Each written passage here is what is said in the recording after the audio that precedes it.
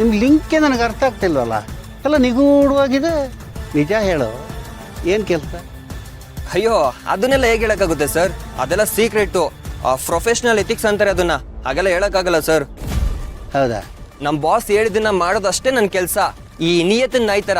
In fact ಅದಕ್ಕಿಂತ ಒಂದು ಪಾಲ್ ಜಾಸ್ತಿನೇ ಸರ್. ಅಂದರೆ ಹೊಸ ನಾಯಿ. ನನ್ನ ಎಕ್ಸ್ಪೀರಿಯನ್ಸಲ್ಲಿ ಒಂದು ಮಾತು ಹೇಳ್ತೀನಿ ಕೇಳೋ. ನಮ್ಮ ಹುಡುಗ ಸರಿ ಇಲ್ಲ, ಸರಿ ಇರೋರನ್ನು ಸರಿ ಇಲ್ದಂಗೆ ಮಾಡ್ಬಿಡ್ತಾನವ.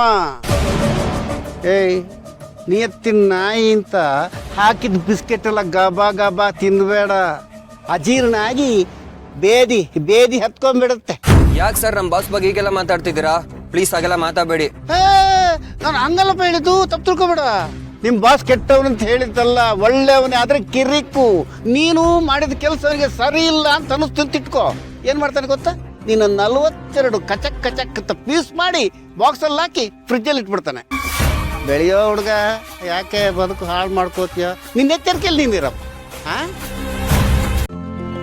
ಹಿಂದೆ ಡೌನ್ಲೋಡ್ ಮಾಡಿ ಮತ್ತು ನಿಮ್ಮ ನೆಚ್ಚಿನ ಶೋಗಳನ್ನು ಆನಂದಿಸಿ.